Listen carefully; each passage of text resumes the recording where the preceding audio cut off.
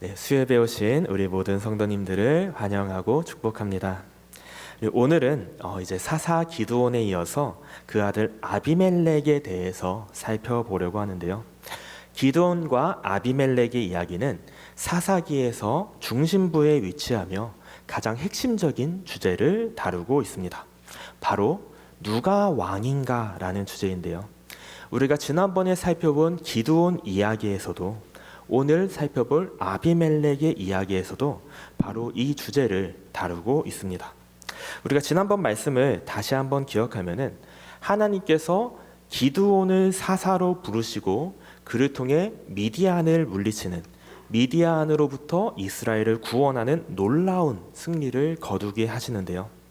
기드온을 사사로 부르신 것도, 또 놀라운 승리를 허락하신 것도 하나님이심을 우리가 보았습니다.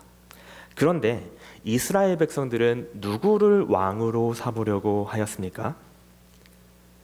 하나님이 아니라 기드온을 왕으로 삼으려고 하였죠. 우리 사사기 8장 22절 말씀을 보면은 그때 이스라엘 사람들이 기드온에게 이르되 당신이 우리를 미디안의 손에서 구원하셨으니 당신과 당신의 아들과 당신의 손자가 우리를 다스리소서라고 말하는데요. 이스라엘 백성들이 참으로 어리석게도 그들을 구원하신 하나님, 그들의 왕이신 하나님을 바라보지 못하고 눈에 보이는 구원을 이룬 이 눈에 보이는 기드온을 왕으로 삼으려고 했던 겁니다. 그러나 다행히 기드온이 이를 거절하며 말하는데요. 우리 23절 말씀 같이 한번 읽어보겠습니다. 시작. 기드온이 그들에게 이르되 내가 너희를 다스리지 아니하겠고 나의 아들도 너희를 다스리지 아니할 것이요 여호와께서 너희를 다스리시리라 하니라. 아멘. 기드온 자신이 아니라 나의 아들들도 아니라 나의 손주들도 아니라 바로 하나님께서 너희를 다스리실 것이다 라고 이스라엘의 왕이 하나님이심을 분명하게 고백한 것입니다. 이것이 이스라엘 백성들이 가져야 할 분명한 믿음의 고백인데요. 하나님이 우리의 왕이시다라는 겁니다. 바로 이 믿음을 가지고 있는가가 이스라엘 백성들에게, 지금 하나님의 백성들에게 가장 핵심적인 문제인데요. 사랑하는 성도 여러분, 하나님께서 우리의 왕이심을 믿음으로 고백하십니까? 바라기는 이 믿음의 고백이 우리에게 있기를 소망합니다. 이것이 핵심인데요. 하나님이 나의 왕이시다. 다행히 기드온은 왕으로 추대하려고 하는 이스라엘의 제안을 거부하며 하나님이 우리를 다스리신다라고 고백하였는데요. 그런데 지난 시간에 살펴본 문제가 뭐였습니까? 그가 바른 고백은 하였지만 실제로 그의 삶을 돌아봤을 때 그가 그와 같이 살지 못했다라는 거죠. 이어지는 본문을 보았을 때 그가 수많은 아내와 수많은 아들들을 두었다라고 합니다. 많은 아들들로부터 70명의 아들들을 두었다라고 하고요. 또 그에게 첩이 있었다라고 하는데 그 첩으로부터 아들을 낳았다라고 하는데 그가 누구였습니까? 아비멜렉이죠. 우리 8장 31절 말씀도 같이 한번 읽어보겠습니다. 시작. 세겜에 있는 그의 첩도 아들을 낳았으므로 그 이름을 아비멜렉이라 하였더라. 네. 아비멜렉은 나의 아버지는 왕이시다라는 의미인데요. 하나님께서 왕이시라는 그의 고백과는 달리 기드온이 그의 삶을 봤을 때 자기가 마치 왕인 것처럼 산, 은밀하게 자기가 왕이 된 삶을 살았던 것입니다. 우리가 지난 시간에 누가 왕인가라는 주제를 통해서 기드온이 왕이 하나님이심을 고백하지만 그 은밀한 욕망 가운데에는 자기가 왕이 되고 싶었다라는 것을 우리가 살펴봤다면, 오늘은 이 욕망을 감추지 않고 스스로 왕이 된 아비멜렉, 그리고 그를 왕으로 세운 세겜 사람들에 대해서 살펴보고자 합니다. 오늘 이 사사기 9장 말씀을 좀 전체를 살펴보려고 하는데요. 그래서 다소 긴 본문이라서 다소 압축하는 부분들이 있지만 이 말씀을 통해서 하나님이 아닌 인생이 얼마나 비참하고 어리석은가. 하나님을 왕으로 모시지 않고 하나님이 아닌 다른 것을 왕으로 세우는 시대가 얼마나 어리석고 어두운 시대인지를 우리가 살펴보고자 합니다.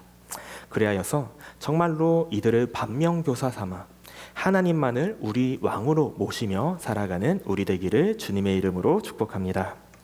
네, 오늘 살펴볼 사사기 9장이 총 57절로 되어 있어서 굉장히 길고 많은 내용이 담겨 있습니다.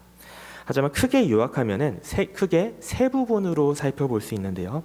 첫 번째로 1절부터 6절까지 아비멜렉이 세겜과 결탁하여 왕이 되는 장면, 그리고 두 번째로 7절부터 21절까지 아비멜렉을 왕으로 세운 것이 얼마나 어리석은 일인지를 고발하는 요담의 저주, 그리고 세 번째 22절부터 57절까지 세겜과 아비멜렉의 최후로 나누어 볼 수 있습니다. 오늘 이 본문의 흐름을 따라서 우리가 살펴보고자 하는데요. 먼저 아비멜렉이 왕이 된 장면을 살펴보면 1절을 보면 여룻바알의 아들 아비멜렉이 세겜에 가서 그의 어머니의 형제들에게 이야기하였다라고 합니다. 2절 말씀을 제가 읽어보겠습니다. 청하노니 너희는 세겜의 모든 사람들의 귀에 말하라. 여룻바알의 아들 70명이 다 너희를 다스림과 한 사람이 너희를 다스림이 어느 것이 너희에게 나으냐? 또 나는 너희와 고륙임을 기억하라 하니. 지금 여룻바알 곧 기드온의 아들 아비멜렉이 세겜에 가서 그의 외가 쪽 사람들에게 말하는데요. 청하노니라고 하면서 말을 시작하고 있습니다. 이 외가 쪽 사람들에게 청하노니라며 무엇을 부탁하는데 어떤 부탁을 하고 있습니까? 너희가 세겜 사람들의 모든 사람들의 귀에 말하라라고 하는 겁니다. 세겜에 사는 모든 사람들에게 너희가 이 말들을 전해라. 즉 여론을 조성해 달라라는 건데요. 어떤 여론이냐면요. 여룻바알의 아들 70명이 너희를 다스리는 것과 한 사람이 너희를 다스리는 것 중에 어느 것이 낫냐라는 겁니다. 이 당시 실제로 여룻바알의 아들 70명이 다 그들을 다스렸는지, 아니면 이 아비멜렉이 이들을 선동하기 위해서 이런 말을 주장하는지는 확실하지 않지만, 그는 70명의 통치를 받는 것보다는 한 사람의 통치를 받는 것이 낫지 않느냐라고 하면서 세겜 사람들을 설득하고자 합니다. 그래서 지금 외가 쪽 사람들에게 부탁해서 세겜에서 여론을 조성하고자 하는데요. 그러면서 이 한 문장을 덧붙이죠. 2절 후반부를 보면은 또 나는 너희와 고륙임을 기억하라 라고 전하도록 합니다. 기드온의 70 아들은 오브라에 있지만 지금 이 부탁을 하는, 이 말을 하는 아비멜렉 자신은 세겜 사람, 그들과 같은 지역, 그들과 같은 고륙이라는 겁니다. 지금 이 아비멜렉을 자세히 보면요, 그가 굉장히 정치적인 사람이라는 것을 우리가 볼 수 있습니다. 그가 자기가 왕이 되기 위해서 여론이 중요하다라는 것을 알고 가족들을 통해서 여론을 조성하고 있고요. 70명보다는 한 사람이 나음을, 그리고 그 한 사람이 바로 남이 아니라 자기들과 같은 세겜 사람, 한 가족임을 강조하며 여론을 조성하는 겁니다. 즉 그는 혈연과 지연을 활용해서 세겜에 자기의 정치적인 기반을 세우려고 하고 있는데요. 굉장히 교활하고 치밀한 사람임이 틀림없습니다. 그리고 이 전략이 적절하게 맞아 들어갔는데요. 우리 성경에서 3절을 보면은 그의 어머니의 형제들이 그를 위하여 이 모든 말을 세겜의 모든 사람들의 귀에게 말했다라고 하고요. 그리고 그 결과 그들의 마음이 아비멜렉에게 기울어서 그는 우리 형제라라고 말했다라고 합니다. 이 아비멜렉이 이 가족들을 통해서 여론전을 펼친 결과 세겜 사람들의 마음을 완전히 사로잡은 거죠. 그리고 그 결과 4절을 보면은 세겜 사람들이 바알브릿, 즉 우상의 신전에서 은 70개를 내어서 아비멜렉에게 주고요. 그가 그 모은 자금으로 방탕하고 경박한 사람들, 즉 돈을 주면 무엇이든지 하는 사람들을 사서 자기를 따르게 하는데요. 이렇게 여론과 돈, 힘을 가진 그가 무엇을 하고 있습니까? 우리 5절 말씀을 보십시오. 5절 상반절을 보면은 오브라에 있는 그의 아버지의 집으로 가서 여룻바알의 아들 곧 자기 형제 70명을 한 바위 위에서 죽였으되라고 합니다. 힘과 여론을 거둔 그가 거침없이 기드온의 아들들, 즉 자기 친가 쪽 형제들을 그가 왕이 되기 위해서 살육하는 일을 벌인 것입니다. 그리고 세겜 사람들은 그를 왕으로 삼고 있는데요. 우리 6절 말씀 같이 한번 읽어보겠습니다. 시작. 세겜의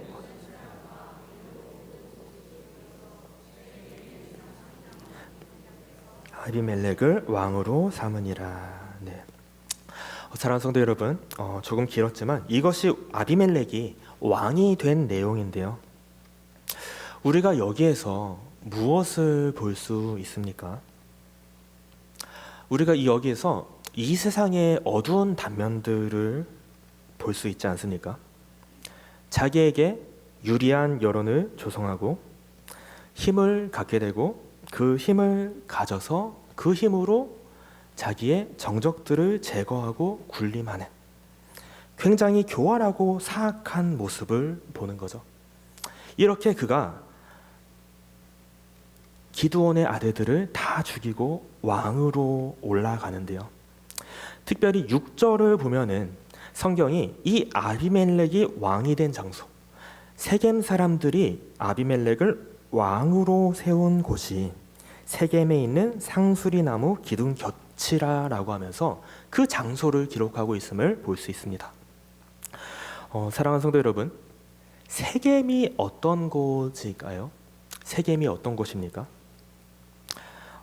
팀 켈러 목사님의 그 정리한 내용에 따르면은 세겜은 하나님께서 아브라함에게 나타나셔서 그 땅을 주시겠다고 약속하신 곳.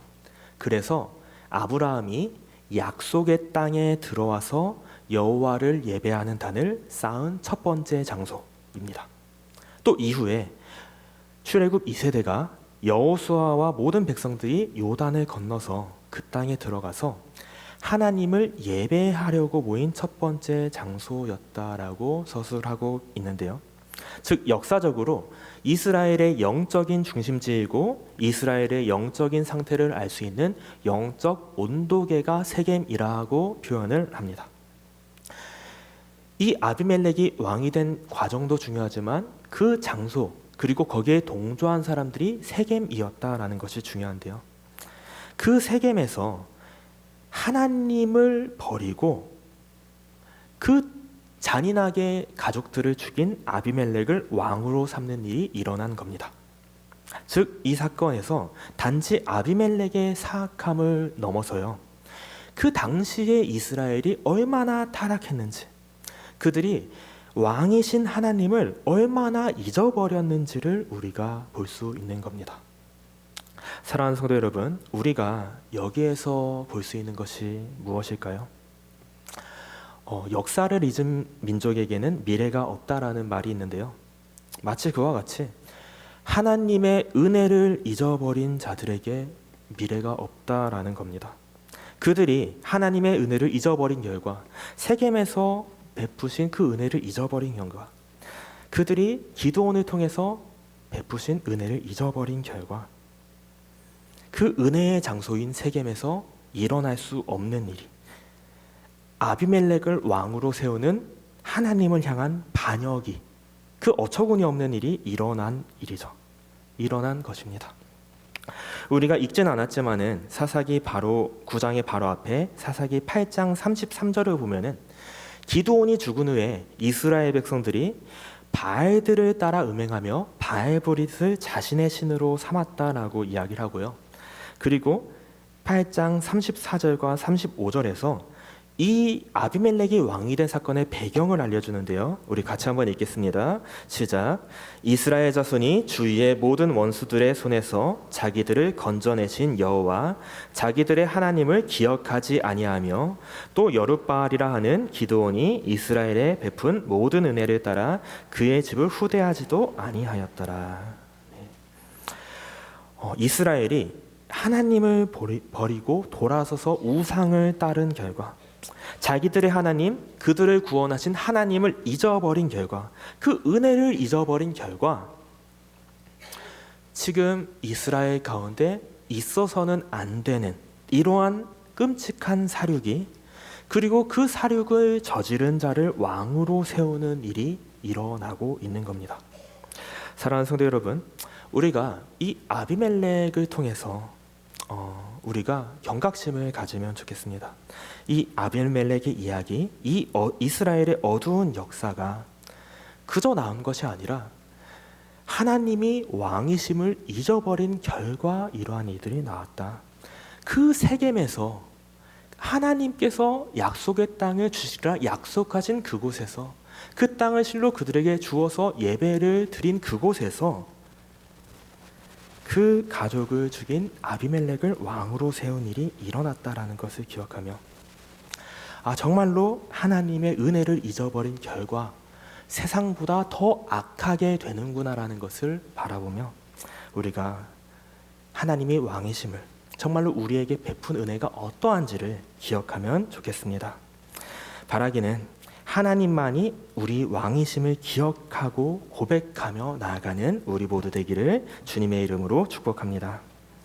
네, 이어지는 이제 요담의 저주가요, 이 아비멜렉을 왕으로 세운 것이 얼마나 악하고 어리석은 일인지를 폭로하는데요. 아비멜렉이 70명의 그 기드온의 아들들을 죽이는데 유일하게 피해서 살아남은 사람이 있었습니다. 그 막내 아들인 요담인데요. 지금 이 요담이 7절을 보면은 그리심산 꼭대기에 서서 세겜 사람들, 아비멜렉을 왕으로 추대한 사람들을 향해서 한 우화를 들어서 외치는 것이 이 두 번째 내용입니다. 그 우화의 내용을 살펴보면은 간단히 말하면 다음과 같은데요. 나무들이 있는데 나무들이 자기들 중에 왕을 세울 나무를 찾는 것입니다. 그래서 첫 번째로 감람나무한테 가고요, 두 번째로 무화과나무한테 가고요, 세 번째로 포도나무에게 찾아가 왕이 되어달라고 요청하는데요. 그런데 그 앞선 세 나무는 모두 왕이 됨을 거절합니다. 이 포도나무가 어떤 이유로 거절했는지를 우리 13절 말씀을 통해서 같이 한번 읽어보겠습니다. 시작. 포도나무가 그들에게 이르되 하나님과 사람을 기쁘게 하는 내 포도주를 내가 어찌 버리고 가서 나무들 위에 우쭐대리요 한지라. 네. 이 왕이 되기를 거절한 나무들은 정말로 중요한 것을 알고 있었던 거죠. 자기들의 역할은 하나님과 사람을 영화롭게 하는 일, 하나님과 사람을 기쁘게 하는 일이라는 겁니다. 자기들에게 주신 그 열매는 이 열매로 우쭐대며 왕으로서 군림하기 위해 주신 것이 아니라 하나님을 기쁘시게 하고 사람들을 기쁘시게 하도록 그것들을 주었다라는 것을 그 나무들이 알았던 거죠. 그 나무들은 자기들이 군림하는 것이 아니라 자기들이 받은 은사들로, 열매들로 하나님을 영화롭게 하고 사람들을 사랑하고 섬기기를 선택하며 왕이 되기를 거절하고 있는데요. 그런데 안타깝게도 그 왕을 찾던 나무들이 결국 누구를 왕으로 세웠다라고 합니까? 우리 14절을 보십시오. 이에 모든 나무가 가시나무에게 이르되 너는 와서 우리 위에 왕이 되라 하매라고 합니다.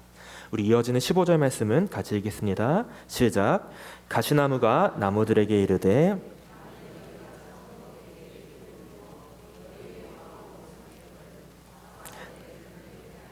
그리하지 아니하면 불이 가시나무에서 나와서 레바논의 백향목을 사를 것이니라 하였느니라. 네. 가시나무는 그늘에 피할 만한 그러한 잎이 없는 나무입니다. 가시나무는 그들에게 어떤 유익도 줄 수 없고 지금 그들 위해 군림하려고 하며 만일 그들이 그를 섬기지 않으면은 불이 가시나무에 나와서 살을 것이다 라고 경고하는데요. 지금 그 가시나무를 나무들이 왕으로 세운 것처럼 지금 이스라엘 백성들, 아비멜렉을 왕으로 세운 세겜 사람들이 마치 가시나무를 왕으로 세운 것 같이 어리석다라고 이야기를 하는 거죠. 그러면서 세겜 사람들에게 이렇게 질문하는데요. 우리 16절 상반절 부분도 같이 읽겠습니다. 시작. 이제 너희가 아비멜렉을 세워 왕으로 삼았으니 너희가 행한 것이 과연 진실하고 의로우냐. 지금 이 요담이 이야기를 하는 거예요. 너희가 행한 일이 과연 진실하고 의로우냐? 너희가 행한 일이 과연 진실하고 의로우면 이 기드온의 다른 69명의 아들들을 살육한 것이, 그리하여서 아비멜렉을 왕으로 세운 것이, 하나님을 잊어버리고 아비멜렉이 왕이 된 것이 진실하고 의로우면 아비멜렉과 너희가 서로 기쁨이 되겠지만 그렇지 아니하면 서로가 서로를 멸망시킬 것이다 라고 저주하고 있습니다. 사랑하는 성도 여러분, 한번 생각해 보겠습니다. 과연 세겜 사람들이 행한 일, 아비멜렉을 도와서 기드온의 아들들을 죽이도록 자금을 조달하고 아비멜렉을 왕으로 세운 일이 진실하고 의로운 일이었습니까? 아니죠. 그것은 진실하고 의로운 일이 아니었습니다. 도리어 그것은 가시나무를 왕으로 세운 것 같이 굉장히 어리석은 일이었는데요. 그런데 왜 세겜 사람들은 그런 어리석은 일을 저지른 걸까요? 왜 세겜 사람들은 하나님을 버리고 아비멜렉과 같은 가시나무를 왕으로 세운 걸까요? 앞서 살펴봤듯이 그들이 하나님의 은혜를 잊어버렸을 뿐만 아니라 말 그대로 어리석었기 때문입니다. 그들이 어리석음 가운데 그러한 선택을 한 것입니다. 잠언 1장 14절과 15절을 보면은 이렇게 이야기를 하는데요. 악한 자가 너는 우리와 함께 제비를 뽑고 우리가 함께 전대 하나만 두자 할지라도 그들과 함께해서는 안 된다라고 경고를 합니다. 이 악한 자의 유혹을 살펴보면요, 악한 자들은 우리와 함께 전대 하나만 두자라고 유혹을 한다라는 거예요. 전대, 그 주머니를 함께 두자라는 건데요, 공통 금고를 갖는다라는 건데요, 그들이 악한 일을 행하고 얻은 이익들을 함께 소유하자, 그 악으로 인한 그 유익들을 함께 누리자라고 유혹한다라는 겁니다.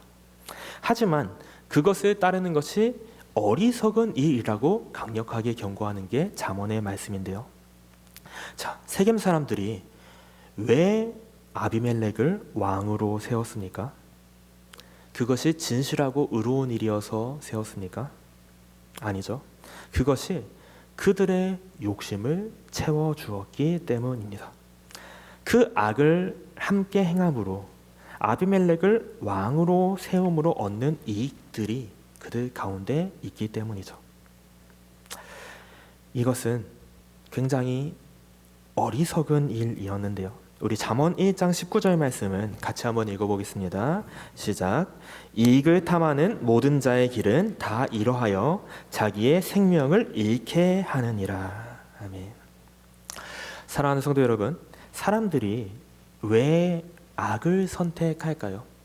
사람들이 왜 진실한 것과 의로운 것을 알면서도 왜 그것을 왜곡하며 자기들의 가시나무를 선택하는 걸까요? 그것이 이익이 되기 때문입니다. 세겜 사람들이 설득당한 논지가 이건데요, 그 아비멜렉이 그들을 설득함에 있어서 말한 논리가 2절과 같은데요. 여룻바알의 아들 70명이 다 너희를 다스림과 한 사람이 너희를 다스림이 어느 것이 너희에게 나으냐? 어느 것이 너희에게 나으냐? 나는 너희의 고륙이다. 나는 너희와 가족이다. 어느 것이 나으냐? 너희가 선택하라입니다.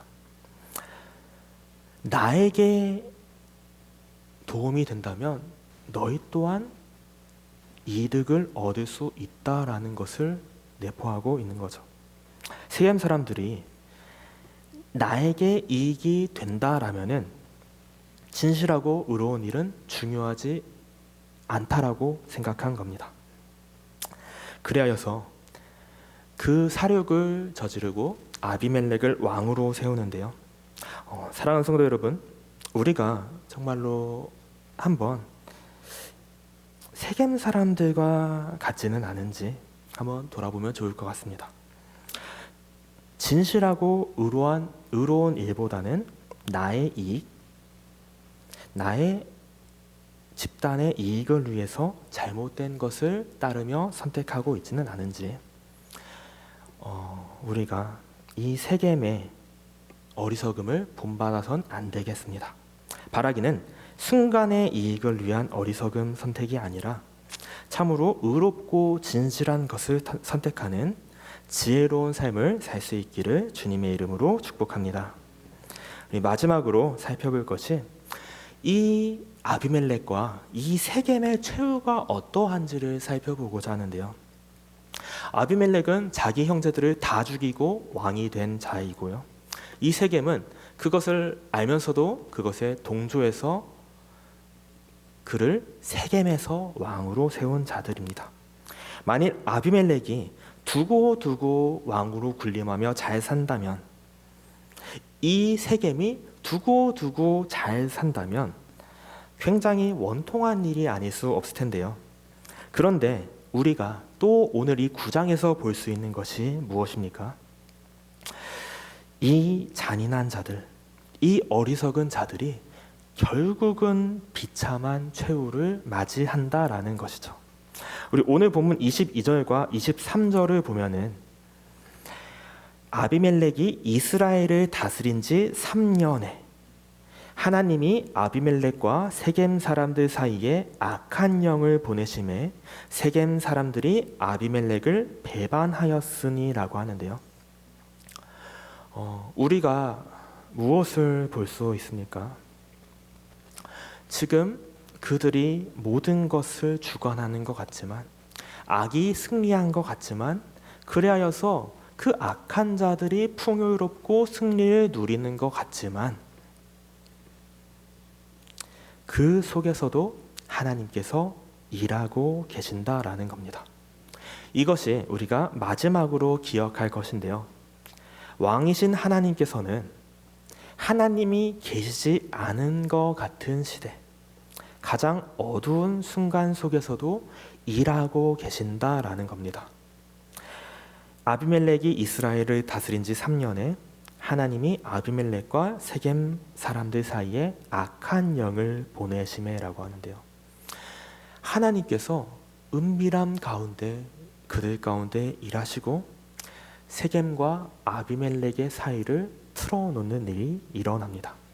그리고 그 결과 요약하면 아비멜렉이 세겜을 점령하고 세겜 사람들이 피한 보루에 불을 놓음으로 그들이 다 죽게 되는 일이 일어나는데요. 이 세겜의 최후를 보십시오. 참으로 아비멜렉의 악한 계획에 동참해서 그 악에 동조한 결과, 하나님을 버리고 자기들의 이득이 되는 왕을 세운 결과, 그로 인해 짧은 이익을 누린 것 같지만 결국은 비참한 최후를 맞이하게 됐다라는 겁니다. 이것이 어리석은 자들의 결과이고요. 그리고 이 세겜 사람들뿐만 아니라 왕이 된 아비멜렉 또한 비참한 최후를 맞이하게 됐다라는 것을 보는데요. 우리가 50절부터 보면은 그가 세겜과 마찬가지로 데베스에서 전투를 하고 데베스 사람들이 빼앗은 망대에 불을 질러서 그들을 다 죽이려고 합니다. 그런데 그때 어떤 일이 일어납니까? 우리 53절 보십시오. 53절 같이 읽겠습니다. 시작. 한 여인이 맷돌 윗짝을 아비멜렉의 머리 위에 내려 던져 그의 두개골을 깨트리니. 이 아비멜렉이 시간 관계상 자세하게 묘사할 수는 없지만 굉장한 사람이거든요. 인간적인 눈으로 봤을 때. 앞서서 제가 좀 다소 길게 설명을 했지만 굉장히 그는 교활하고 여론을 아는 사람이고 어떻게 보면 굉장히 악한 쪽으로 지혜로운 사람입니다. 그리고 전쟁에 있어서도 굉장히 탁월한 사람인데요. 지금 그가 굉장히 어리석게도 맷돌 윗짝에 머리를 맞아 두개골이 깨뜨려 죽는 일이 일어난 겁니다. 그가 기세등등하게 그들을 물리치러 갔는데 그 가운데 두개골이 깨지고 자기의 무기든 자에게 자기를 죽여달라고 요청해서 죽는 비참한 최후를 우리에게 보여주는 것을 볼 수 있습니다. 사랑하는 성도 여러분, 우리가 이 세겜과 아비멜렉의 최후에서 무엇을 볼 수 있을까요? 악인의 결국은 비참함이라는 겁니다. 그리고 아무리 악과 결탁한 자들이 번성하여서 스스로 왕이 된 자들이 일어나 설친다 할지라도 반드시 그 끝은 온다라는 겁니다. 왜냐하면 바로 그때에도 하나님께서는 모든 것을 주관하고 계시고 진정한 왕이신 하나님께서는 모든 것을 공의롭게 정의롭게 심판하실 것이기 때문입니다. 우리 마지막으로 오늘 본문 56절과 57절을 같이 읽겠습니다. 시작. 아비멜렉이 그의 형제 70명을 죽여 자기 아버지에게 행한 악행을 하나님이 이같이 갚으셨고 또 세겜 사람들의 모든 악행을 하나님이 그들의 머리에 갚으셨으니 여룻바알의 아들 요담의 저주가 그들에게 응하니라. 아멘. 사랑하는 성도 여러분, 말씀을 마무리하겠습니다. 오늘은 좀 다소 어둡고 복잡하고 조금은 길 아비멜렉과 세겜의 이야기를 살펴보았는데요. 우리가 붙들어야 할 진리는 이것입니다.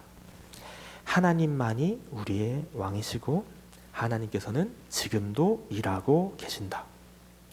우리가 하나님이 왕이심을 하나님께서 어떠한 은혜를 베푸셨는지를 잊지 않아야겠습니다.